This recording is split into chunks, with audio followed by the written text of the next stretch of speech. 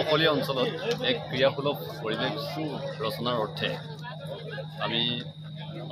এতিয়াৰ পৰাই নহয় আগৰ পৰাই আমাৰ ফুটবল প্ৰতিযোগিতা চলি আহিছে আৰু আহি আমি এই বছৰো আমি 12 ছেপ্টেম্বৰৰ পৰা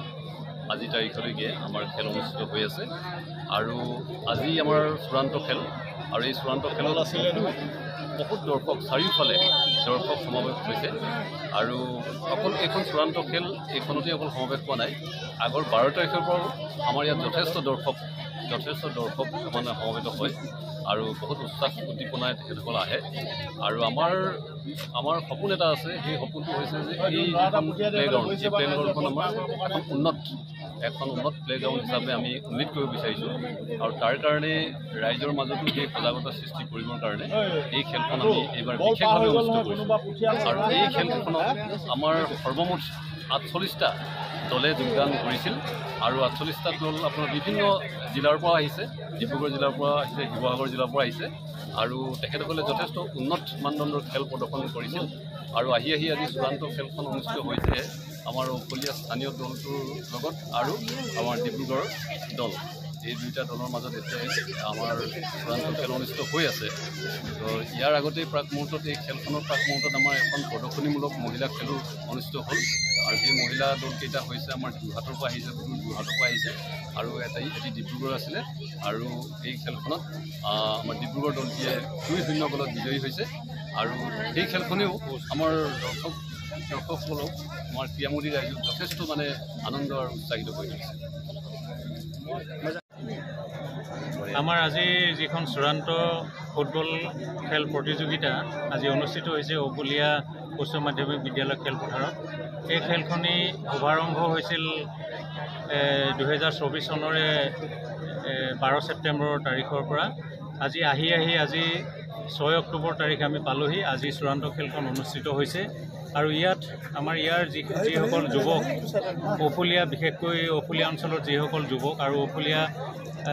জাতি কাষৰীয়া অঞ্চলৰ ৰাইজে সম্পূৰ্ণ সহযোগিতাৰে এই খেলখনি অনুষ্ঠিত কৰাৰ সম্পূৰ্ণ সহযোগিতা আগবঢ়ালে তাৰ বাবে আমি অশেষ ধন্যবাদ জ্ঞাপন কৰিছোঁ আমাৰ অফুলীয়া উচ্চ মাধ্যমিক বিদ্যালয় খেলপথাৰত যোৱা 12 ছেপ্টেম্বৰৰ পৰা যিখন প্ৰতিযোগিতা অনুষ্ঠিত আজি চূড়ান্ত খেল আমি এই চূড়ান্ত খেলত ৰাইজৰ সহায়ৰ পৰা আমি খুবেই আনন্দিত হৈছোঁ আৰু আমি এই খেল প্ৰতিযোগিতাৰ জৰিয়তে আমাৰ দুটা উদ্দেশ্য আছিল আমি আমাৰ যুৱচামক আমি খেল জগতখনৰ লগত পৰিচয় কৰাৰ লগতে আমাৰ এই অফুলীয়া উচ্চ মাধ্যমিক বিদ্যালয়ৰ খেলপথাৰখন আমি বহল সম্প্ৰসাৰণ কৰাৰ কথা আমি চিন্তা কৰিছোঁ তাৰ কাৰণে আমি আমাৰ যিটো প্ৰস্তাৱ এইটো ৰজাঘৰীয়াৰ কাণত পৰিব লাগিব আমি বিভিন্নজনৰ ওচৰত আমি সহায় বিচাৰি যাব লাগিব গতিকে ৰাইজৰ যিটো সমাগম এই সমাগমৰ পৰা আমি আমাৰ যিটো উদ্দেশ্য আমি নিশ্চয় সফল হৈছে বুলি আমি ক'ব পাৰিছোঁ আৰু আগন্তুক দিনত এই প্ৰতিযোগিতাই আমাৰ অফুলীয়া অঞ্চলত যে ক্ৰীড়াৰ এটা যে পৰিৱেশ গঢ়ি তুলিছে এইটো আমি স্বীকৃতি দিব পৰা হৈছোঁ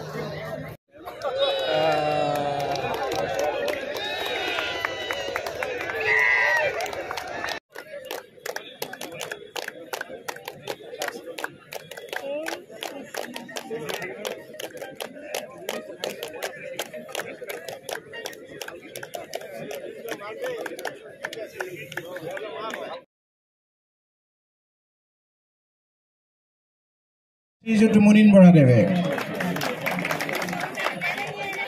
আৰু